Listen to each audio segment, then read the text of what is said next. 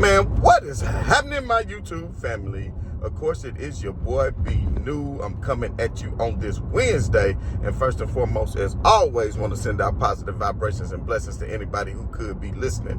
Now, with all that being said, we all know that the Los Angeles Lakers were in action on yesterday, taking on none other than the OKC Thunder in the second matchup between them in as little as 3 days, because we all know that they played OKC on Sunday afternoon and simply obliterated them. And we knew that the matchup on yesterday, the Thunder would come out a little more focused and a little more prepared to make up for their loss and to have a measuring stick of what they could possibly face in the Western Conference Finals, and that of the Los Angeles Lakers. And they came out gunning. And both the Lakers and the Thunder were shooting. I think the Thunder shot 60% in the first half. The Lakers 54% in the first half. And like at the end of the first quarter, it was 42-42. And I'm telling you, they were hooping. It was a great game. And it was a great game even into the third quarter. LeBron James, who was relatively quiet in the first half, began to heat up in the third quarter. And as he started to heat up in the third quarter, it looked like the Lakers were going to take control of that game. They ended up taking the lead going into the fourth, and the Lakers' record in the fourth quarter, I think it's like 40, when being ahead in the fourth quarter, I think it's something like 40-3 or something like that, like something crazy work. You understand me? So other than actually OKC and Cleveland, nobody has a better record this season as far as being victorious after being starting the fourth quarter ahead. And so as the Lakers entered the fourth quarter, I think only up by 1 or 2, the odds were certainly looking like they were going to be in the Lakers' favor. Now, earlier in the game, Luka Dončić had got a technical foul. I'm not even sure for what. I need to go back and watch the film, and I need to go back and watch the pressers, because typically I am prepared. But as you all know, I have been on a hiatus from doing my videos for several different reasons. So first of all, I want to welcome you all back. You know, I will have this thing up and running for the entirety of the playoffs as the Lakers go on this championship run that they're about to go on. But for personal reasons and other things, that your boy has been very busy, actually doing 2 or 3 jobs, taking up majority of my time, things going on with my family and as well as other things. But anyway, I'm back. So if you haven't done so already, hit that like, hit that share, hit that subscribe. For those of you who are my faithful and loyal followers, they got that bell, then y'all already know what it is. But anyway, I'm not sure what happened on that first technical, but I know on the second technical, Luka had said something to somebody in the crowd, and I think the referee thought that Luka was talking to him, and then he teched him up. And as soon as he teched him up, it's not like he forgot about the first check. This ref knew what was going on, because what he did was, as soon as he threw the technical foul sign, he did the toss sign. So he knew he was ejecting Luka out of the game with 6.5 minutes left. And after that, everything went downhill from the Lakers. I was fairly confident, even after Luka got put out, that LeBron James would then take over the game, but it was not to be because of several different factors, and the momentum just strictly swang in the favor of the OKC Thunder. And the first thing that I look at regarding that is the Lakers were up by 1 or 2, I believe, when Dončić was ejected. He had just hit that nice little shot, and of course, they went up by 2, I believe it was, right when he was ejected. But when he got ejected, I do not know why JJ Redick elected to have LeBron James go to the bench for rest. I thought this was a key time in the game. I guess he thought Austin Reeves and company could hold it together until LeBron James could maybe get 2 or 3 minutes of rest and come back at the 3 or 4 minute mark left in the fourth quarter, considering it was going to be the first night of a back-to-back, because as we all know, they will be facing the Dallas Mavericks on tonight. But at the end of the day, why in the world would you sit LeBron James? As soon as Luka Dončić goes out, you should have kept LeBron James in the game to weather the storm. And as soon as LeBron James went to the bench, ladies and gentlemen, we all know what happened. Just total chaos ensued. And actually, like, I think on the next play, Jared Vanderbilt blocked the shot, I believe, one SGA, maybe it was Dort, can't remember, Isaiah Zoe, whoever it was. He blocked that shot in an emphatic block.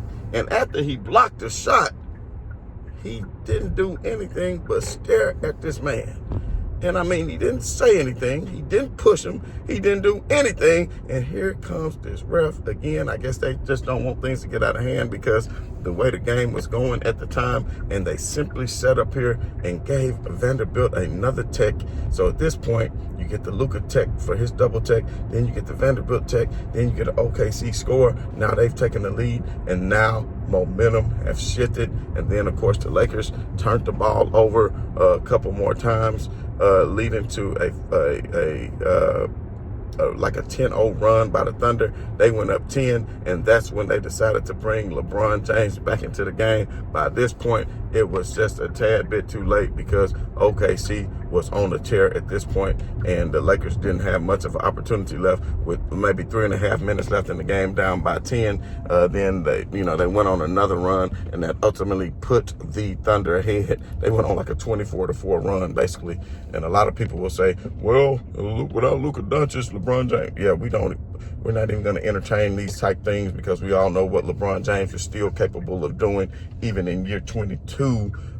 But at the end of the day, it was just not meant to be. But as we all know where the Lakers sit right now, in order to secure that third seed, they have to only win 2 games. If they would have won yesterday, they would only have to win 1 more game. Unfortunately, it did not work out that way.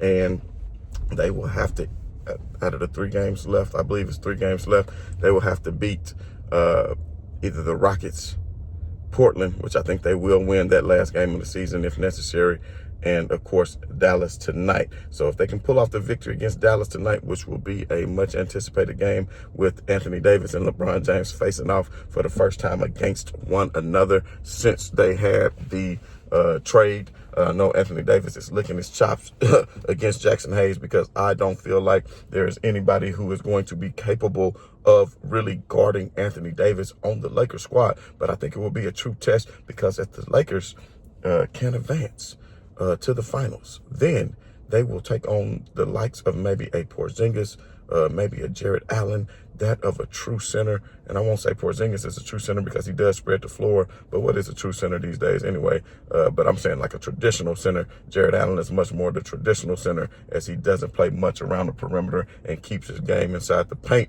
The Lakers, we know that trade fell through with Dalton Connect and Williams, so it just didn't work out. So the Lakers really don't have any big men. I would have liked to see Koloko get a little more playing time down the stretch, but he just simply hasn't been able to get that playing time. I thought he played well in stretches. He was the Pac-12 Defensive Player of the Year at one point in his career, so we know he's capable of protecting the rim. He doesn't necessarily have the size, but, I think he's capable. But at the end of the day, the Lakers are playing more so positionless basketball like Golden State, and we saw what happened when the Lakers lost to Golden State about a week ago when they lost to Golden State. But at the end of the day, I think the Lakers matchup, doesn't favor that well against Golden State because they play the exact same game. And I think that would be a series that would go 6 or 7 games. So I'm actually hoping that the Los Angeles Lakers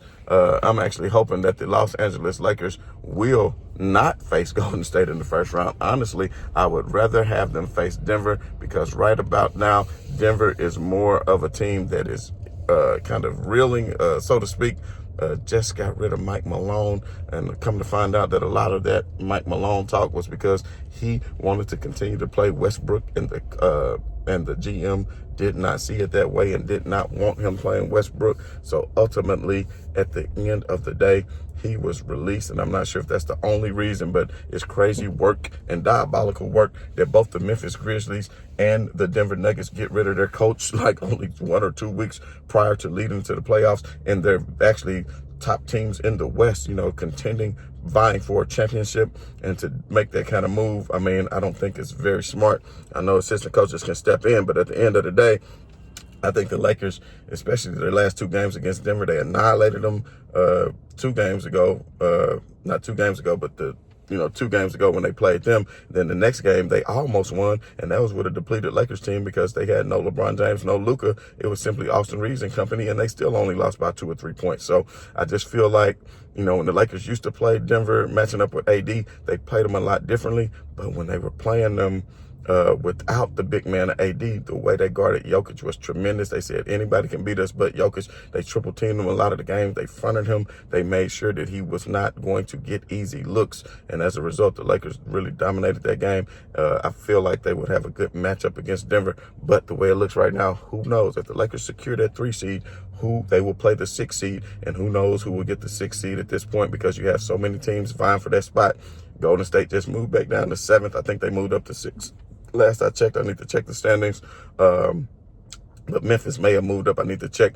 But Minnesota lost that thriller last night. They was up by 24 against Milwaukee. So that dropped them back down to 7th, I believe. I would love a first-round matchup against Minnesota, Memphis. These are teams that I believe the Lakers are capable of beating. I think they can pretty much beat any team in the playoffs in a 7-game series. In the West, it would just be maybe more of a difficult matchup because Steve Kerr is such a great coach. We know what he is capable of doing. And Golden State, since acquiring Jimmy Butler, I believe is 19-2 with that lineup. So they are a formidable squad, maybe 19-3. I think they lost the other night against Houston. So what would be great is if the Lakers could somehow match up with Minnesota or the Clippers in the first round, and then maybe Denver and Golden State finish 4-5 and they beat up one another and take each other out. And then maybe in the second round, the Lakers can take care of business. But what would be even better is if somehow both Golden State and Denver got eliminated. But, we want all the smoke because guess what? To be the best, you got to beat the best. And that is what it is. So, I'm looking forward to this playoff season as we continue to get it on and cracking. So, like I said, if you haven't done so already, hit that like, hit that share, hit that subscribe. And as always, this is your boy B New. I'm saying right on to the real and much love to these haters. I'm out.